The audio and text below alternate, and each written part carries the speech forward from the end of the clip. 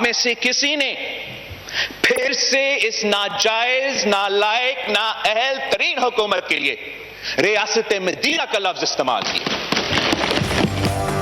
खबरदार, नालायक हुकूमत के लिए रियासत मदीना का लफ्ज इस्तेमाल ना किया जाए। कौमी असम्बली में बिलावल भुट्टो जरदारी का इज़हार ख्याल। वफाकी बजट और बजट सेशन दोनों को गैर कानूनी करार दे दिया। कहा, मुआशी तरक्की का दावा झूठा है। मुल्क में सिर्फ गधों की तादाद में इजाफा हुआ है। इस तरक्की का सेहरा बहरहाल इमरान खान ही को जाता है।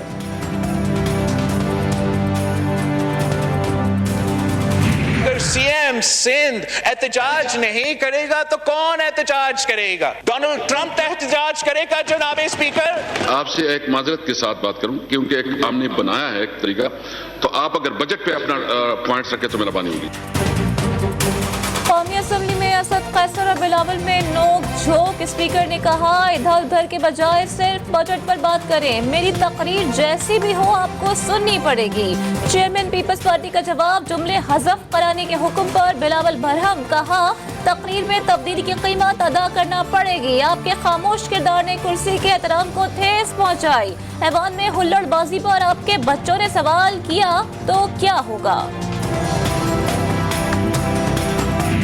मैं चैलेंज करता हूं अपोजिशन लीडर को और बिलावल भुट्टो को कि अगर जुर्रत है तो मेरी तकरीर सुन के जाओ, अगर बुज़दिल नहीं हो तो बैठो अपनी जगह पे और मेरी तकरीर सुन के जाओ। अगर हिम्मत है तो अपनी तकरीर का जवाब सुनकर जाएं। वफाकी वजीर हमाद अजहर का बिलावल भुट्टो का चैलेंज। बिलावल ऐवान छोड़कर चले गए।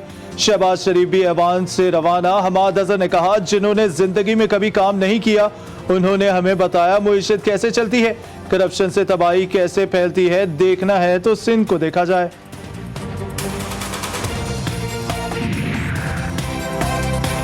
सेनेट में वजीर मुमलिकत अली मोहम्मद खान ने कौमी इदारे सेहत की तंजीमें 9 और खवातीन की जायदाद हुकूक से मुताल्लिक तरमीमी बिल समेत 4 बिल पेश कर दिए। चेयरमैन सेनेट ने तमाम बिल मुताल्लिका कायमा कमेटी के सुपुर्द कर दिए। सेनेटर वलीद इकबाल ने घरेलू तशद्दुद, मुमानत और तहफ़्फ़ुज़ के बिल पर कायमा कमेटी इंसानी हुकूक की रिपोर्ट पेश कर दी।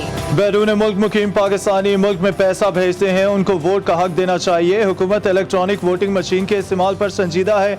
मुशीर पार्लिमानी उमूर बाबर अवान कहते हैं, धांधली से इलेक्शन जीतने वाले इलेक्ट्रॉनिक वोटिंग मशीन से खौफजदा है।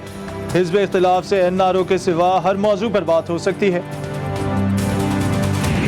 सस्ती और साफ बिजली इस प्रोजेक्ट से जो हमारे मुल्क को मिलेगी, हमें बहुत पहले ये काम करना चाहिए था। महंगी बिजली हर तरह महंगाई लेके आती है।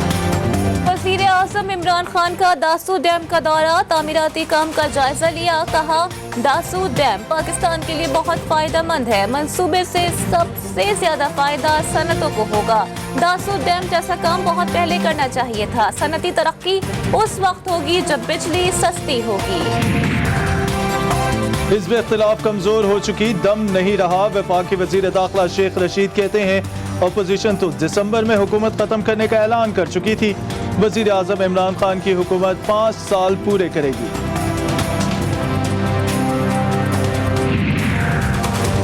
बेमकसद और बेसम तकरीरों से कौम की खिदमत नहीं होती। पार्लियामेंट में राम कहानी सुनाकर कौम का कीमती वक्त जाया किया गया। वज़ीर आला पंजाब उस्मान बुज़दार कहते हैं, नाम निहाद रहनुमा वही भाषण दे रहे हैं जो वो पहले देते आए। हमारी सियासी और हुकूक पे जो इंक्रोचमेंट हो रही है, ज़रा उसका भी जायजा ले लीजिए। ये इंक्रोचमेंट कभी जाली मर्दमशुमारी के जरिए, कभी जाली हल्काबंदियों के जरिए, जाली डोमिसाइल के जरिए, जाली डिग्रियों के जरिए और जाली लोगों के जरिए। MQM का चीफ जस्टिस से सियासी तजावुज़ात का नोटिस लेने का मुतालबा। खालिद मकबूल सिद्दीकी ने कहा, कराची में मर्दमशुमारी में डंडी नहीं डंडा मारा गया। जाली मर्दमशुमारी, जाली डिग्रियों के जरिए इंक्रोचमेंट हो रही है। जब बैरिया टाउन में गैर कानूनी तामीरात को जुर्माना लगाकर कानूनी करार दिया जा सकता है तो कराची के गरीब आवाम के घर क्यों गिराए जा रहे हैं? आमिर खान का सवाल।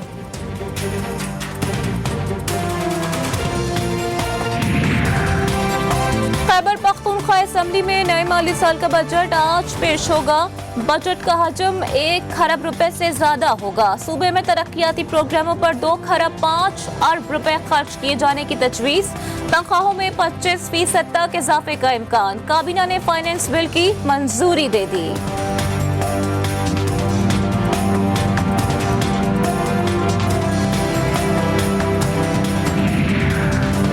बलोचिस्तान के नए माली साल के लिए 5 खरब रुपए से जायद का बजट आज पेश किया जाएगा। गैर तरक्याती अखराजात के लिए 3.5 खरब रुपए मुख्तस करने की तजवीज़। तरक्याती अखराजात के लिए 1 खरब 25 अरब रुपए रखे जाने का इम्कान। तनख्वाहों में 15% इजाफे की तवक्को।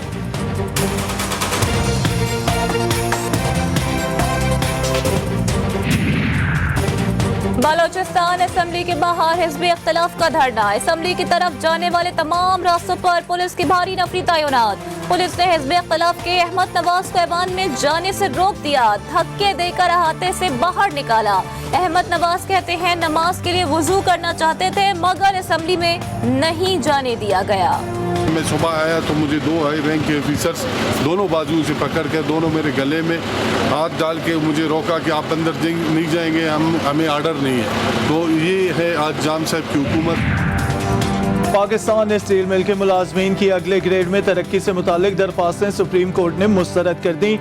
जस्टिस गुलजार अहमद ने रिमार्क्स दिए, जब स्टील मिल की पैदावार ही बंद है तो किस बात पर तरक्की दें।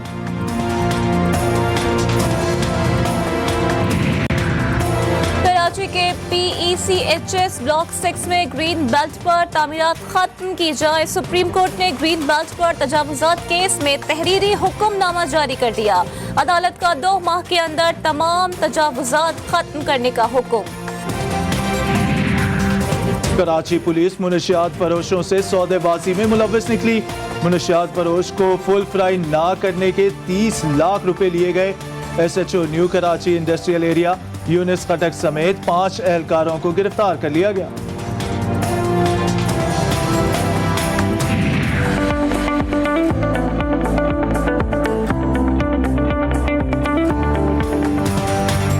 जुमे से पीर के दौरान मुल्क के मशरकी और वस्ती इलाकों में आंधी और गरज चमक के साथ बारिश होगी। महकमा मौसमियात की पेशगोई। कश्मीर, गिलगित बल्तिस्तान, इस्लामाबाद, रावलपिंडी, गुजरावाला, गुजरात और लाहौर समेत कई दीगर इलाकों में बादल बरसेंगे। कराची समेत सिंध के दीगर इलाकों में मौसम गर्म रहेगा।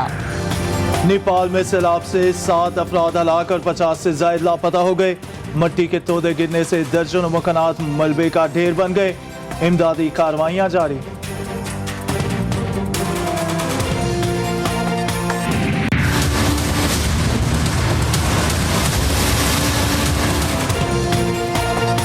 ईरान में 13वें सदारती इंतखाबात के लिए राय दही का अमल जारी। पाकिस्तान में मौजूद ईरानी शहरी भी वोट डाल रहे हैं। कराची, इस्लामाबाद, लाहौर और कोयटा में पोलिंग स्टेशन कायम।